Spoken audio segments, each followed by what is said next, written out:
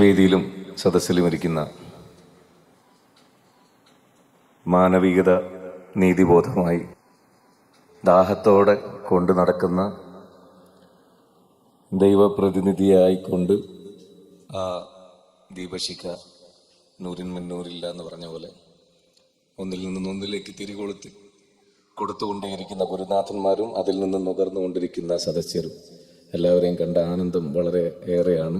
അധിക നേരം ഇരുന്നതിൻ്റെ ഒരു ബോറടിയും എനിക്ക് ഫീൽ ചെയ്തിട്ടേ ഇല്ല. ഞാൻ എല്ലാവരെയും കേൾക്കുകയും പഠിക്കുകയും ചെയ്യുന്ന ഒരു വിദ്യാർത്ഥിയാണ്. അപ്പോൾ എല്ലാവർക്കും നമസ്കാരം, അസ്സലാമു അലൈക്കും. ഞാൻ 10 വർഷം മുമ്പ് എഴുതി അവതരിപ്പിച്ച ഒരു പാട്ട് പാടിക്കൊണ്ട് തുടങ്ങാം. ഭാഷാർത്ഥം മാത്രമായി നുകരുവതെന്തിനീ ഖുർആൻ, ബാഹ്യാക്ഷരങ്ങൾക്കുമപ്പുറമുണ്ടേറെ അറിയാൻ. കലാമാണ് ഖുർആൻ, ദലീലാണ് ഖുർആൻ, റബ്ബിനെ ഉള്ളുകൊണ്ടറിയാൻ, ഹുബ്ബവൻ ഉൾക്കൂട്ടിലുണരാൻ. ഇത് സത്യമത സന്മാർഗ ദീപമേ, ഇലാഹിന്റെ അരുൾ വന്ന വേദമേ, ഹിദായത്ത് ഖുർആൻ, ഇബാദത്ത് ഖുർആൻ, ഫുർഖാനുൽ അലീം, സർക്കാരെ അമീൻ, ഇരുലോക നൂറേ, തിരുത്വാഹ ഖൈറേ, അവതാരമീമേ, അവർ ചൊന്നലാമേ.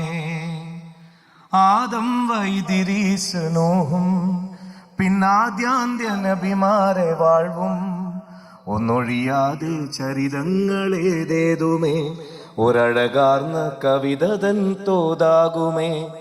കാലം തിരുത്താത്ത വർണ്ണങ്ങളും ആരും അടുക്കാത്ത വാക്യങ്ങളും, ഖിയാമം വരെയും ചലിക്കും റസൂൽ, കിതാബിന്റെ ചേലിൽ നയിക്കും ഹുസൂർ. ഇതല്ലാഹു നമ്മോട് മിണ്ടുന്നതാ, ഇതേൽക്കാതെ പോയെങ്കിലെന്താ കഥ. ഇതാണ് ഈ പാട്ട്. ഞാൻ ഈ പാട്ടായ കഥ എന്ന് പറഞ്ഞിട്ട് എൻ്റെ ഫേസ്ബുക്കിലും യൂട്യൂബിലും ചാനലിൽ പുതുതായിട്ട് വീട്ടിലൊരു സ്റ്റുഡിയോ ഒക്കെ സെറ്റ് ചെയ്ത് അതിന് ശേഷം ഞാൻ ആഗ്രഹിച്ച പോലെ എൻ്റെ പാട്ട് കൊണ്ട് ഞാനെന്താ ഉദ്ദേശിച്ചതെന്ന് പറഞ്ഞുകൊണ്ട് ഒരു എപ്പിസോഡ് തുടങ്ങിയിട്ടുണ്ട്. അതിൻ്റെ 1ാം എപ്പിസോഡ് കഴിഞ്ഞിട്ടുള്ളൂ. അതെന്തിനാ പറയുന്നതെന്ന് വെച്ചാൽ, എനിക്ക് തൊട്ട് മുമ്പ് പ്രസംഗിച്ചവരൊക്കെ സൂചിപ്പിച്ച പോലെ വാക്കിനെ ദുരുപയോഗം ചെയ്യപ്പെടുന്ന വല്ലാത്തൊരു കെട്ടകാലത്താണ് നമ്മളുള്ളത്. ഒരു വാക്കിന് പല തരത്തിൽ അവരവർക്ക് ബോധ്യപ്പെട്ട അഭിപ്രായങ്ങളൊക്കെ പറയാൻ പറ്റും. പക്ഷെ പറയപ്പെടുന്നത് നീതിബോധത്തോടു കൂടിയാണോ എന്ന പുനർപരിശോധന വലിയ അറിവുണ്ടെന്ന് നടിക്കുന്ന ആളുകളിൽ നിന്ന് പോലും വളരെ പ്രയാസകരമായ രീതിയിൽ അനുഭവപ്പെടുന്നുണ്ട്. അത് അവർ പുനർവിചിന്തനം നടത്തണം. സമൂഹത്തിന് ഉപകരിക്കുന്ന കാര്യങ്ങളാണോ, ആ രീതിയിലേക്കാണോ അറിവ് തേടി വരുന്ന ആളുകൾക്ക് അറിവുണ്ടെന്ന് പറയുന്നവർ പറഞ്ഞു കൊടുക്കുന്നത് എന്നുള്ള ദുരവസ്ഥയിൽ നിന്നുകൊണ്ടാണ് ഞാൻ എൻ്റെ പാട്ടിൽ ഞാൻ എന്താണ് ഉദ്ദേശിച്ചത്, അല്ലെങ്കിൽ എൻ്റെ മരണശേഷം അത് വേറെ രീതിയിൽ വ്യാഖ്യാനിക്കപ്പെടും. അത് നമ്മൾ അനുഭവിച്ചുകൊണ്ടേയിരിക്കുന്നുണ്ടല്ലോ. അതിൻ്റെ ദുരവസ്ഥ എത്രത്തോളം ഭീകരമാണ്. എൻ്റെ മക്കളുടെ അടുത്ത് ഞാൻ പറഞ്ഞു കൊടുത്ത സതുപദേശമാണ്, എൻ്റെ ജീവിതാനുഭവത്തിൽ നിന്നുകൊണ്ട് എൻ്റെ മക്കൾക്ക് 3 പേർക്കും ഞാൻ പറഞ്ഞു കൊടുത്ത സതുപദേശമാണ് സൂഫി ചിന്തകനായ ബഹുമാന്യനായ അദ്ദേഹം ഇവിടെ വിവരിച്ചത്. നിങ്ങൾ ജീവിതത്തിൽ ഏത് മാർഗവും സ്വീകരിച്ചോളൂ, എന്തും നിങ്ങൾക്ക് ബോധ്യപ്പെട്ടതിൽ നടന്നോളൂ. പക്ഷേ അത് സമൂഹത്തിനോ മറ്റൊരു വ്യക്തിക്കോ ഉപദ്രവകരമാകുന്ന രീതിയിലേക്ക് മാറാൻ പാടില്ല. നിങ്ങൾക്ക് ബോധ്യപ്പെട്ടതിൽ നിങ്ങൾക്ക് സഞ്ചരിക്കാം, പക്ഷേ അത് മറ്റുള്ളവരെ അടിച്ചേൽപ്പിച്ചിട്ടോ അല്ലെങ്കിൽ മറ്റുള്ളവർക്ക് അരാജകമാകുന്ന രീതിയിലേക്കോ മാറാൻ പാടില്ല എന്നുള്ളത്. ഈ പാട്ട് എഴുതാനുണ്ടായിരുന്ന കാരണം, എൻ്റെ കൂടെ പഠിച്ചിട്ടുള്ള മറ്റ് മതവിശ്വാസിയായിട്ടുള്ള ഒരു സുഹൃത്ത് എൻ്റെ അടുത്ത് നമ്മുടെ തന്നെ മതത്തിൻ്റെ പ്രതിനിധികളായിട്ടുള്ള വിവിധ ആശയങ്ങളിൽ സഞ്ചരിക്കുന്ന പല മുസ്ലിയാക്കന്മാരുടെയും പുരോഹിതന്മാരുടെയും പ്രസംഗങ്ങൾ അയച്ചു തന്നിട്ട് മാന്യമായ ന്യായമായ ചില ചോദ്യങ്ങൾ അവൻ എൻ്റെ അടുത്ത് ചോദിച്ചു. നീ ചെറുപ്പത്തിൽ സ്കൂൾ പഠിക്കുന്ന കാലം തൊട്ടേ പടച്ചോനെക്കുറിച്ച് പറയാറുണ്ട്, പടച്ചോൻ്റെ നിയമത്തുകളെക്കുറിച്ച് അനുഗ്രഹങ്ങളെക്കുറിച്ച് എല്ലാം പറയാറുണ്ട്. പക്ഷെ ഇവിടെ പഠിപ്പിക്കപ്പെടുന്ന പടച്ചവനെ പറഞ്ഞു തന്ന പ്രവാചകനെ ഈ തരത്തിൽ അവഹേളിക്കുന്ന രീതിയിലുള്ള വാക്കുകൾ പ്രമാണങ്ങളിലുള്ളതായിട്ട് നിങ്ങളുടെ പുരോഹിതന്മാർ തന്നെ പറയുന്നുണ്ടല്ലോ. അതിനെ സാക്ഷ്യപ്പെടുത്താൻ അവൻ ഇവരുടെ പ്രസംഗത്തിന്റെ ക്ലിപ്പുകളൊക്കെ എനിക്ക് അയച്ചു തന്നു. ഞാൻ നോക്കുമ്പോൾ ഇവരെല്ലാം പറഞ്ഞു വെച്ചിട്ടുണ്ട്. അത് അവർ ഏതർത്ഥത്തിൽ മനസ്സിലാക്കിയിട്ടാണ് പറയുന്നത് എന്നുള്ളത്, അല്ലെ എത്ര അപകടം പിടിച്ച വാക്കുകളാണ് പ്രയോഗിക്കുന്നത് എന്നുള്ളത് അവർക്ക് ബോധ്യമുണ്ടോ എന്നുള്ളതാണ് എൻ്റെ സംശയം.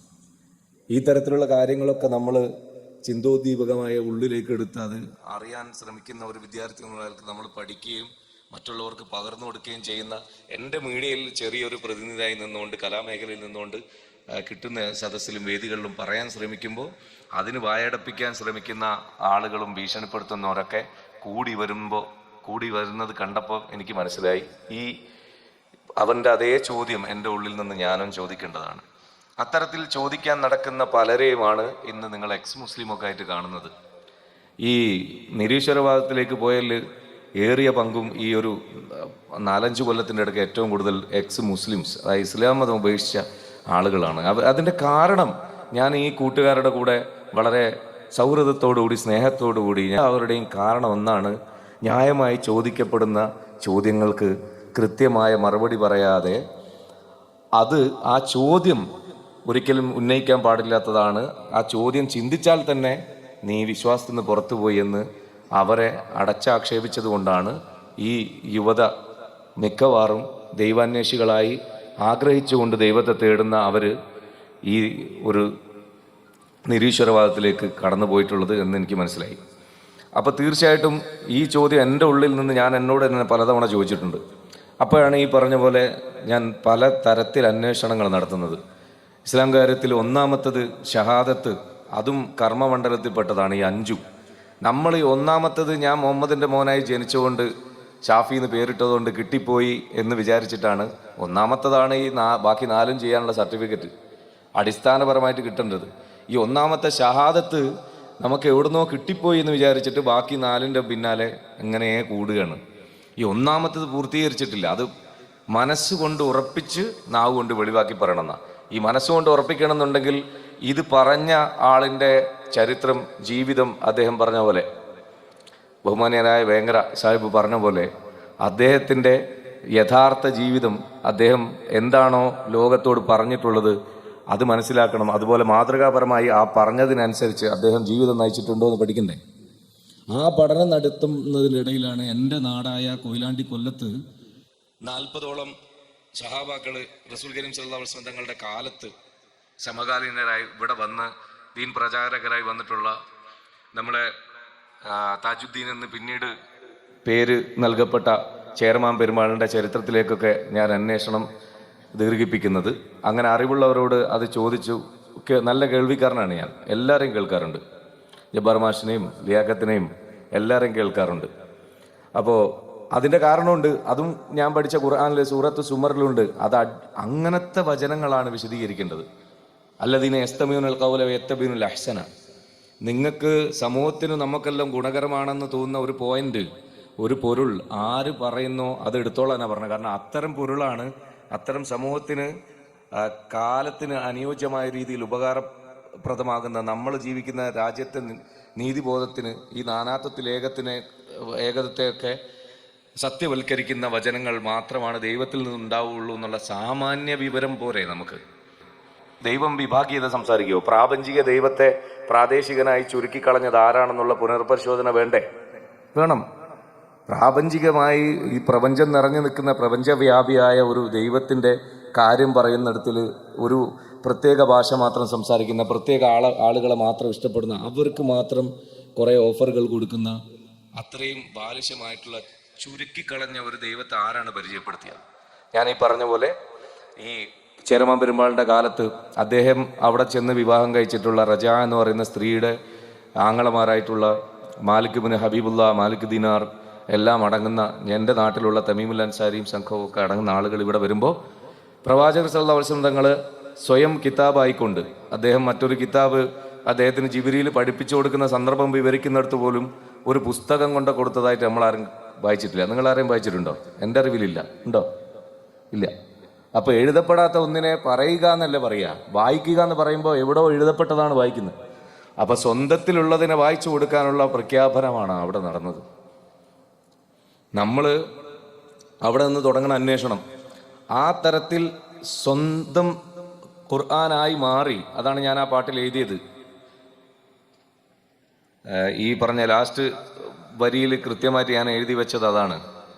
കിയാമം വരെയും ചലിക്കും റസൂൽ, കിതാബിന്റെ ചേലിൽ നയിക്കും ഹുസൂർ. അത് വേറൊരു ഖുർആനെ കുറിച്ച് എഴുതിയ പാട്ടിൽ ചിതലരിക്കാത്ത വേദം ചിരകാല വിസ്മയം ചിന്തിച്ചവർ സ്വന്തം റബ്ബിൽ ബന്ധം ചേർത്ത ഭാഗ്യം. അതാണ്. അപ്പൊ നമ്മളെ ചെറുപ്പത്തിൽ പഠിപ്പിച്ച അന്ന ചിതലരിക്കാത്ത വേദം, അത് വ്യക്തിയിൽ നിന്ന് വ്യക്തിയിലേക്ക് പകർന്നു കൊടുക്കുന്ന അറിവാണ്. അത് വ്യക്തി മരിച്ചുപോയാലും ആ അറിവ് ഇവിടെ ഇങ്ങനെ ഉണ്ടാവും. ഞാൻ നേരത്തെ പറഞ്ഞതുപോലെ നൂറിൻ മിന്നൂറില്ല എന്ന് പറഞ്ഞിട്ട് ഈ പ്രകാശധാര സഞ്ചരിച്ചുകൊണ്ടേയിരിക്കും. അപ്പൊ അതിൽ നിന്ന് നുകർന്നു വന്ന അദ്ദേഹത്തിന്റെ 40-ാമത്തെ വയസ്സ് മുതൽ അദ്ദേഹത്തെ ആ സന്ദേശത്തെ ഉൾക്കൊണ്ടുകൊണ്ട് 52-ാമത്തെ വയസ്സ് വരെ 12 വർഷക്കാലം ഹിസാബുൽ അബ്ജദിയ പ്രകാരം തസവൂഫിന്റെ പഠനത്തിൽ മനസ്സിലായത് 12 എന്ന് പറയുന്നത് അബ്ജദിയ കണക്ക് പ്രകാരം ലാ ഇലാഹ ഇല്ലല്ലാഹ് എന്ന് പറയുന്ന വചനം 12 ലഫ്ളുകളാണ്. മുഹമ്മദ് റസൂലുള്ളാഹി ഈ പറഞ്ഞ പോലെ 12.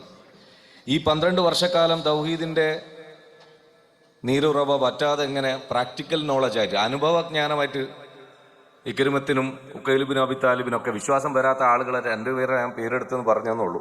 എല്ലാവർക്കും അനുഭവജ്ഞാനത്തിലൂടെ ദൈവികത എന്താണെന്ന് പഠിപ്പിച്ചു കൊടുത്തു. അവിടെ ഒരു പുതിയ മതമാണ് പഠിപ്പിക്കുന്നതെന്ന് ആരാ പറഞ്ഞത്? നിലവിൽ പ്രപഞ്ചമുണ്ടായ കാലം തൊട്ടുള്ള ഒരു സത്യത്തെ അദ്ദേഹം കാലാനുസൃതമായ രീതിയിൽ അലങ്കോലപ്പെട്ട് കിടക്കുന്ന ഡാർക്ക് ഏജ് എന്ന് ചരിത്രം പറയുന്ന ഇരുണ്ട യുഗത്തിലെ അനുസരണയില്ലാത്ത ആളുകളിലേക്ക് പകർന്നു കൊടുക്കുകയാണ്. അത് പുതിയ ഒരു അറിവല്ല. ആ അറിവിനെ അദ്ദേഹത്തിന് എവിടെ നിന്ന് പകർന്നു കിട്ടിയോ അതിനെ പകർന്നു കൊടുത്തുകൊണ്ടിരിക്കുന്നു. ആ അറിവിൽ നിന്ന് നേടിയ 40 ആൾ ഇവിടെ വന്നപ്പോൾ ഇവിടെയുള്ള ബഹുഭൂരിപക്ഷം വരുന്ന മറ്റ് ആരാധകരായിട്ടുള്ള ആളുകൾ അവർക്കിവിടെ സ്വീകാര്യത കൊടുത്തത് അവർ വാളും കൊണ്ടുവന്ന് ഭീഷണിപ്പെടുത്തിയിട്ടൊന്നുമല്ലല്ലോ. അവരുടെ ബിഹേവിങ്, അവരുടെ സ്വഭാവം, ഭാഷണം, ഇവർക്ക് അറിഞ്ഞൂടാത്ത ഭാഷ തർജ്ജമ ചെയ്ത് കൊടുക്കാൻ അന്നേ ചരിത്രം പഠിച്ചാൽ മനസ്സിലാവും. ഈ തീരത്ത് അതിനു മുമ്പും കച്ചവട തീരങ്ങളൊക്കെ ആയിരുന്നു. എൻ്റെ നാടൊക്കെ പന്തലായിനി രേഖപ്പെടുത്തി വെച്ചിട്ടുണ്ട്. വലിയ പന്തലിച്ച് നിന്ന ആയന മരത്തിൻ്റെ മുകളിൽ വിളക്കും മരവും അതുപോലെ ഈ കൊടി ഒക്കെ കെട്ടിയിട്ടാണ് തീരം കാണിച്ചു കൊടുത്തുകൊണ്ടിരുന്നതെന്നൊക്കെ കേട്ടിട്ടുണ്ട് ചരിത്രത്തിൽ. അപ്പോൾ അടയാളപ്പെടുത്തപ്പെട്ട ആ പന്തലായനിലേക്ക് വന്ന സന്ദേശവുമായിട്ട് വന്ന ആളുകളെ ഇവിടെയുള്ള ആളുകൾ സ്വീകരിച്ച് അവർക്ക് കുടിയിരിക്കാനും കുമ്പിടാനും കുഴിച്ചു മൂടാനും ഒക്കെ ഉള്ള സൗകര്യങ്ങൾ ചെയ്തു കൊടുത്തത് എന്തിൻ്റെ പേരിലായിരിക്കും? മനോഹരമായ ഒരു സന്ദേശം ഇവിടെ കൊണ്ടുവന്നുകൊണ്ടാണ്. പിൽക്കാലത്ത് ഈ പറഞ്ഞ പോലെ അമവിയ കാലഘട്ടം വന്നു. മുആവിയന്റെ മകൻ അലിയുടെ മക്കൾ വരേണ്ട സ്ഥാനത്തേക്ക് മുആവിയുടെ മകൻ 6ാമത്തെ ഖലീഫയായിട്ട് വരുന്നു.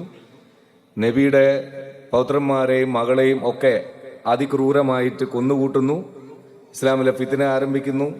ജമൽ യുദ്ധം അടക്കമുള്ള നടക്കാൻ പാടില്ലാത്ത അധികാരമോഹം ദുനിയാവിൽ പാടില്ല എന്ന് പഠിപ്പിക്കപ്പെട്ട പ്രവാചകരെ ഉൾക്കൊണ്ട ആളുകൾ തമ്മിൽ എങ്ങനെയാണ് തമ്മിലടിക്കാന്ന് ആലോചിച്ച് നോക്കിയ. ആ ദുരവസ്ഥയിലേക്ക് കൊണ്ടെത്തിച്ച അയാള് അവിടെ നിന്ന് തുടങ്ങിയിട്ടുള്ള അയാളെപ്പോലുള്ള ഈ തീവ്രവാദികളെ പേരുന്ന കുറേ പേര് അവരുടെ ഇംഗിതം നടത്തണമെങ്കിൽ പ്രവാചകർ ഇങ്ങനെ ചെയ്തു, പ്രവാചകൻ ഇങ്ങനെ പറഞ്ഞു എന്ന് എഴുതി കൂട്ടാൻ വേണ്ടി പ്രവാചകന്റെ മേലിൽ അടിച്ചേൽപ്പിച്ച് എഴുതിയ കള്ളക്കഥകളെയാണ് പലപ്പോഴും നമ്മൾ പ്രമാണം പോലെ നെഞ്ചിലേറ്റി കൊണ്ടടക്കുന്നത്. ഞാൻ ഒരിക്കൽ നബിദിനത്തിന് എഴുതിയ പാട്ട്, ഇകഴ്ത്തി എഴുതിയ പ്രമാണമിൽ ഞാൻ പഠിച്ചതല്ല എൻ ഹബീബ് എന്നെഴുതിയ ഒരു പ്രയോഗം. അതൊരു മുസ്ലിയാർ എടുത്തിട്ട് വലിയ പ്രശ്നമാക്കിയിട്ട് പിന്നീട് എൻ്റെ അടുത്ത് വന്ന് ചോദിച്ചപ്പോൾ ഞാൻ കൃത്യമായിട്ട് അവളോട് പറഞ്ഞെടുത്തു. ഇകഴ്ത്തി എഴുതിയ എത്ര പ്രമാണങ്ങൾ, പ്രവാചകൻ നിന്ന് എഴുതി കൂട്ടിയ ഒരുപാട് സംഭവങ്ങളെ പുണ്യം പോലെ ഇന്നും പേറുന്ന ആളുകൾ അത് വരുത്തി കൂട്ടിയത് ഈ യസീദിന്റെ സംഘത്തിന്റെ ഈ വക്രബുദ്ധിയാണ്. അല്ലെങ്കിൽ അവരുടെ പ്രവാചകനോടുള്ള അടങ്ങാത്ത പകയാണ്. അധികാരമോഹികളായിരുന്ന അവർക്ക് പ്രവാചകനോടുണ്ടായിരുന്ന വളരെ ദുഷിച്ച ആ ഒരു ചിന്താഗതിയാണ് ഇങ്ങോട്ട് അവർ ഈ നന്മകൾക്കിടയിൽ തന്നെ എഴുതി ചേർത്ത്. നമുക്കിത് മനസ്സിലാവാത്തത് ഇതിന്റെ ഇടയിൽ ഈ നമ്മളെ ചില ജീരകവും പഞ്ചസാരയും കൂടിയൊക്കെ ഹോട്ടലിൽ നിന്ന് ഭക്ഷണം കഴിച്ചു കഴിഞ്ഞാൽ കിട്ടും. അതിൽ ജീരകം നല്ലതാണ് ദഹനത്തിനൊക്കെ. പഞ്ചസാര ഇത്രയും നല്ല വിഷം, ഇത്രയും വലിയ വിഷം വേറെ ഇല്ല. പക്ഷെ നമ്മളിത് ഒരുമിച്ച് തിന്നുമ്പോൾ മധുരം കൊണ്ട് അതങ്ങ് ഇറക്കിപ്പോയി. ഇത് രണ്ടും കൂടുമ്പോഴാണ് ഔഷധം എന്ന് നമ്മൾ വിചാരിച്ചു. അങ്ങനെയാണ് എന്നെപ്പോലുള്ള വിഡ്ഢികളായ വിശ്വാസികൾ സംശയവും പേറി ഇങ്ങനെ നടക്കുന്നത്. അത് എന്തുകൊണ്ട് എൻ്റെ പ്രവാചകൻ അങ്ങനെ മാതൃകാ പുരുഷനാവണ്ടേ? ഞാൻ എൻ്റെ സുഹൃത്തിനോട് പറഞ്ഞു കൊടുത്തു, നീ പഠിച്ചിരിക്കുന്നത് പ്രവാചകനെ പഴിചാരിയിട്ടുള്ള കുറേ കഥകളാണ്. ആ കഥകൾക്കപ്പുറത്ത് യഥാർത്ഥത്തിൽ ഒരു മുഹമ്മദീയമുണ്ട്. എൻ്റെ വീടിൻ്റെ പേരാണത്, സ്തുത്യർഹത എന്നാണ്. മുഹമ്മദ് നബി സല്ലല്ലാഹു അലൈഹി വസല്ലം തങ്ങൾ ജനിച്ച സമയത്ത് പ്രവാചകത്തിനൊക്കെ മുമ്പ് ബിംബാരാധകരായ കുടുംബത്തിലേക്ക് ജനിച്ചതില്ലേ, അദ്ദേഹത്തിന് കാബത്തിനടുത്തുനിന്ന് മുഹമ്മദ് എന്ന് പേരിടുമ്പോൾ ഇതൊരു പുതിയ മതം പറയാൻ വരുന്ന ആളാന്നുള്ള നിലക്കാണോ ആ പേര് വിളിച്ചിരിക്കുന്നത്?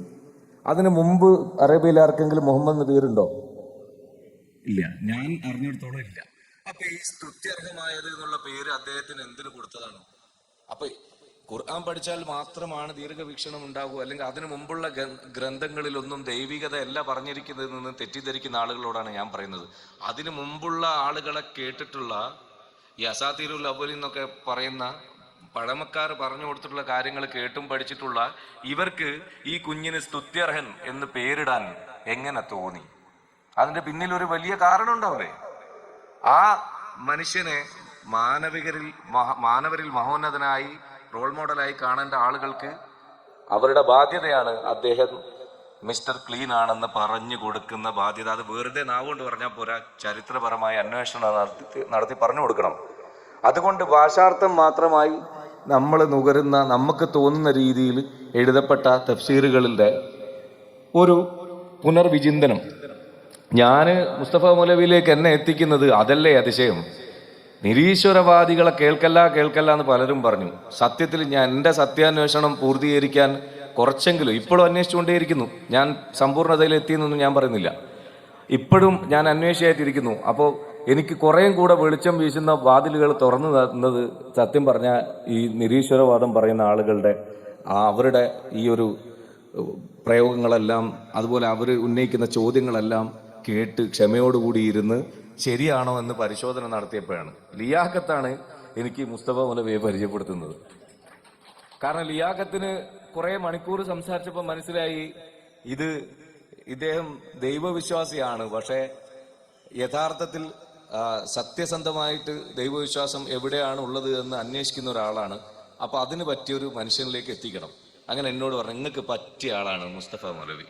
നല്ല സുഹൃത്തായി ഞങ്ങൾ സംസാരിച്ചു. ഞാനും ഹാരിസ് എൻ്റെ കൂടെ ഉള്ള ഒരു സത്യാന്വേഷിയാണ്. തസവുഫിന്റെ പിന്നാലെ തൗബയും സൗവും വിലായത്തും ഫനാവുമെല്ലാം ചേർന്ന തസവുഫിന് പിന്നാലെ ഒരുപാട് കൊല്ലങ്ങളായിട്ട് അലയുന്ന സത്യാന്വേഷിയായ ഹാരിസും ഞാനും കൂടെ വന്നു. മൂപ്പരെടുത്ത് കുറേ നേരം സംസാരിച്ചു. അപ്പം തന്നെ ഞാൻ ചോദിച്ചു, നമ്മൾ ഒരാളോട് 3 ദിവസത്തിൽ കൂടുതൽ ഒരു കാരണവശാലും പിണങ്ങരുത് എന്ന് പഠിപ്പിക്കുന്നു. സ്വന്തം കുടുംബക്കാരനായ അബൂലഹബ് എന്ന് പറയുന്ന അളാപ്പനെ ശപിച്ചുകൊണ്ടൊരു സൂറത്ത് നമ്മളൊരു കാര്യം കേൾക്കുകയാണല്ലോ, അങ്ങനെയാണല്ലോ നമ്മൾ കേട്ട് വെച്ചിരിക്കുന്നത്. തബ്ബത്ത് യദാ അബീ ലഹബിൻ വതബ്ബ്, അസ്വലാത്ത് മുനാജാത്തുൽ മുഅ്മിനീൻ മിറാജുൽ മുഅ്മിനീൻ എന്ന് പറയുന്ന ദൈവമായിട്ടുള്ള അപാരമായ ലയനത്തിനിടയിൽ നമ്മളൊരാളെ ശപിച്ചുകൊണ്ടൊരു വചനം പറയുമോ? എൻ്റെ ഡൗട്ടാണ്. അപ്പം ഞാൻ ആ ഡൗട്ട് മുസ്തഫ മൗലവിയുടെ അടുത്ത് ചോദിച്ചു.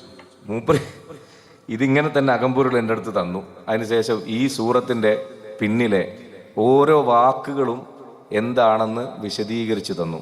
എനിക്ക് അൽഹംദുലില്ലാ വളരെ സമാധാനമായി.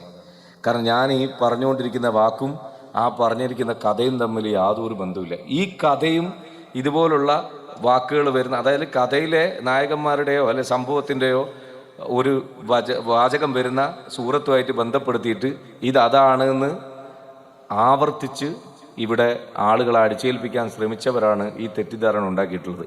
ഈ തെറ്റിദ്ധാരണക്ക് സാധാരണക്കാരായ നമ്മളോട് ഇതിൽ കുറച്ചെങ്കിലും ഈ ദർശനത്തിൽ സത്യമുണ്ടെന്ന് കരുതി ചോദ്യങ്ങൾ ചോദിക്കുന്നവരോട് മറുപടി പറയണമെങ്കിൽ നമ്മളെ പഠിപ്പിക്കപ്പെട്ട ഉസ്താദ്മാർ ഇത് പറഞ്ഞു തരണ്ടേ വിശദമായിട്ട്. അപ്പോൾ ഓരോ മനുഷ്യരോടും പുതിയ കാലത്ത് കൃത്യമായിട്ട് ഇത് പുതുക്കി പറയുകയല്ല, ഇത് പണ്ടേ ഇങ്ങനെയാണ് പറയുന്നത്.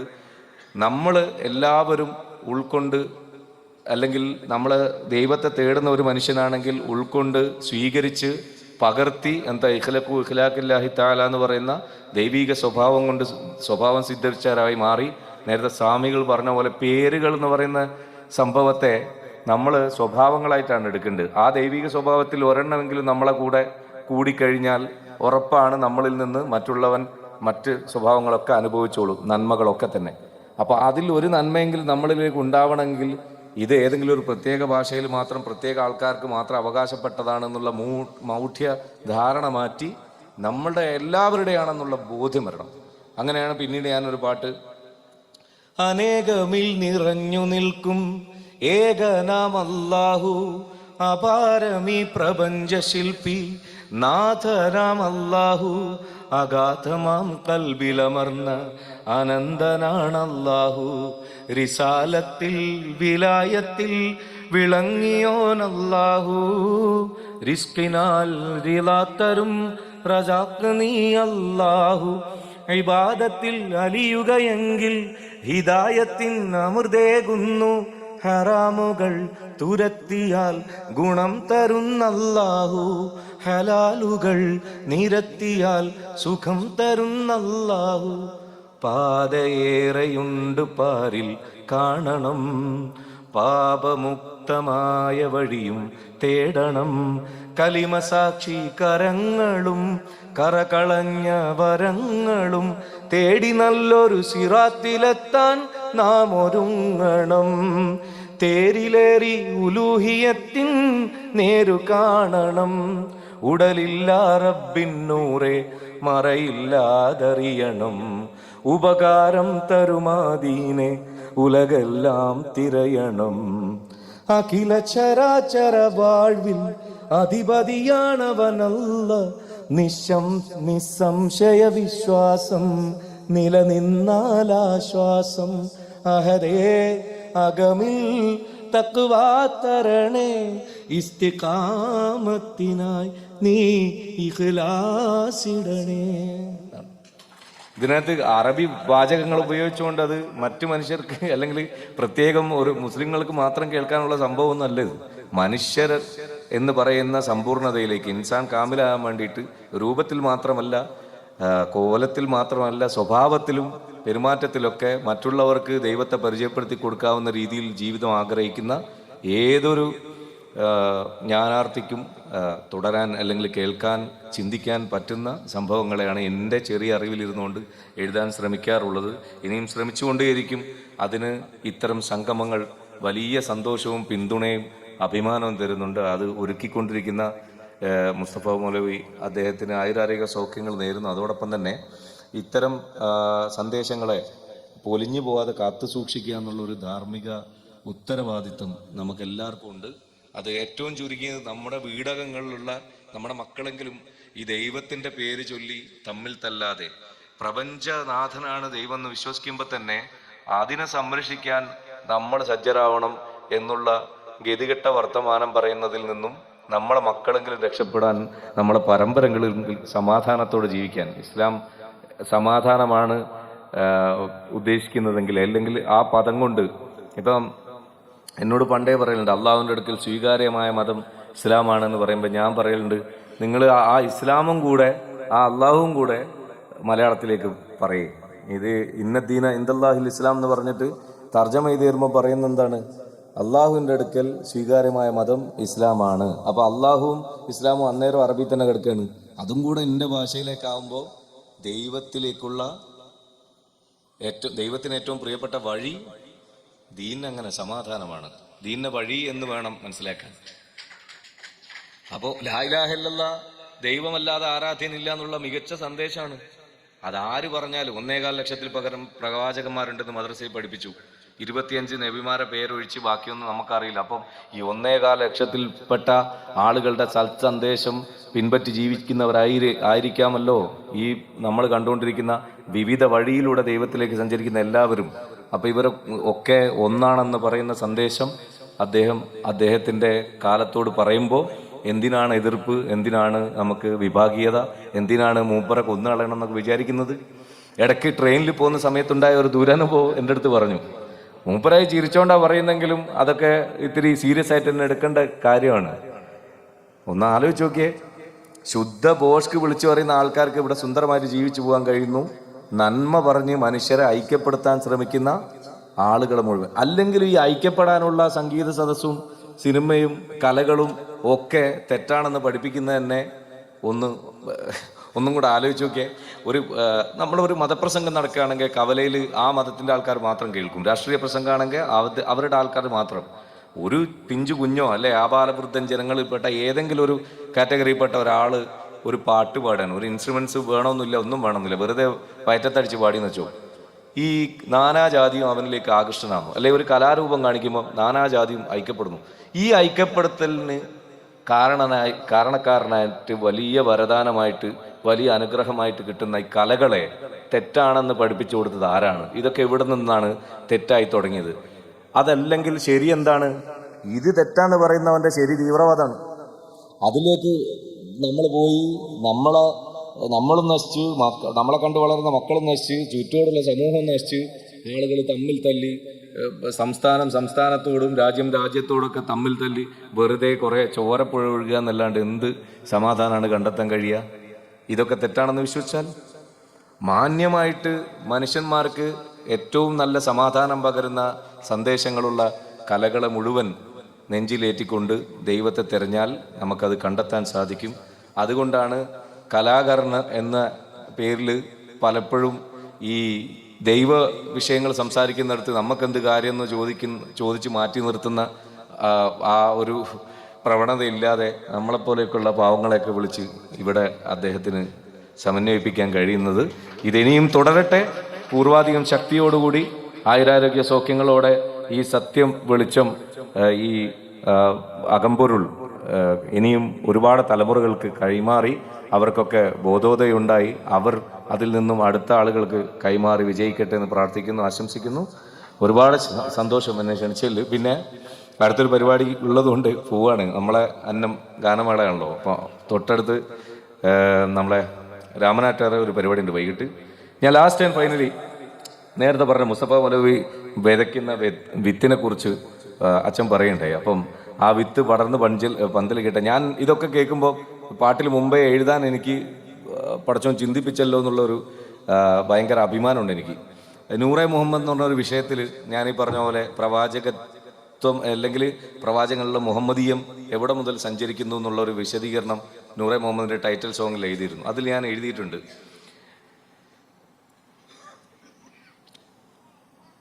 കനിയൊരു ഹേതു ദുനിയാ ജാദു അതിനാൽ ബിനാ ജന്ന അബുവായി എത്തി പിന്ന ഇരുളും കീറി ഇസുമും മാറി മുഹമ്മദ് നാമത്തിൽ മുഴുനിലവായി എത്തി വിത്തെറിഞ്ഞു പലതരം വളർന്നു ചില മരം തിരിഞ്ഞവർ തണലായി തുടർന്നവർ ഗുരുവായി കാവലവരരുളിൽ കാലം കറങ്ങുകയായി. അപ്പോ ഇത്തരം ആളുകൾ സത്സന്ദേശത്തിന്റെ വിത്തുകൾ എറിയും, അത് പാറപ്പുറത്ത് പോലും എറിയും. അവരവരെ ദൗത്യം പൂർത്തീകരിക്കും. ഏത് കാലത്ത് മുളക്കുന്നോ എന്ന് അതിന്റെ പ്രതിഫലനം ഉണ്ടാവുന്നോ ഒന്നും അറിയില്ല. അവരവരെ ദൗത്യം പൂർത്തീകരിച്ചുകൊണ്ടേയിരിക്കുന്നു. ആ ദൗത്യത്തിന് നമ്മളും ബാധ്യസ്ഥരാണെന്ന് ഓർമ്മിപ്പിക്കുന്നു. അപ്പോൾ ഒന്നും കൂടെ തീർച്ചയായിട്ടും നമുക്ക് അറിവുള്ളവരെ തിരഞ്ഞെടുത്ത് ആ ഗുരുസ്ഥാനീരിൽ നിന്ന് പഠിക്കാൻ പലതുമുണ്ട്. ഞാൻ മനസ്സിലാക്കുന്നിടത്തോളം ഒരു ഗുരുവിൻ്റെ ഏറ്റവും വലിയ കറാമത്ത് എന്നെല്ലാം പറയുന്നത് അദ്ദേഹത്തിൻ്റെ അസാന്നിധ്യത്തിൽ നമുക്ക് മനസാക്ഷിക്ക് തെറ്റെന്ന് ബോധ്യമുള്ള ഒരു കാര്യത്തെ ചെയ്യാനുള്ള അവസരം ഉണ്ടായിരിക്കെ ഗുരുവിൻ്റെ വചനമോർത്ത് അദ്ദേഹത്തിൻ്റെ വചനം വിചാരിച്ച് അദ്ദേഹത്തിൻ്റെ മുഖമോ സംസാരമോ ഓർത്തുകൊണ്ട് നമുക്കതിൽ നിന്ന് പിന്മാറാൻ കഴിയുന്നുണ്ടെങ്കിൽ അയാളുടെ കറാമത്ത് അതാണ്. മറ്റൊരാളുടെ ഹൃദയത്തെ തൻ്റെ അസാന്നിധ്യത്തിലും ഭരിക്കാൻ സാധിക്കലാണ് ഒരു സൂഫി ഗുരുവിൻ്റെ ഏറ്റവും വലിയ കറാമത്ത്. അല്ലാണ്ട് അനശ്വരതയിൽ നിന്ന് പിന്നെ ഭസ്മെടുക്കലും അല്ലെങ്കിൽ ഒന്നിനെ രണ്ടാക്കി മാറ്റലും അല്ലെങ്കിൽ വെട്ടിമുറിച്ചതിനെ യോജിപ്പിക്കൽ അതൊക്കെ മേജിക്കാരുടെ പരിപാടിയാണ്. അപ്പോൾ ആ തരത്തിൽ നന്മ പറയുന്ന ഗുരുനാഥന്മാർ ഇനി ഒരുപാട് ഉണ്ടാവട്ടെ. നീ ആരാണെന്നറിയാൻ നിജമെന്താണെന്നറിയാൻ നാഥന്റെ നാവുള്ളൊരാളു വേണം, നേരിൻ്റെ തേരുള്ള ശൈഖ് വേണം. എല്ലാവർക്കും നല്ല വരട്ടെ. ജയ് ഹിന്ദ്. അസ്സലാമു അലൈക്കും.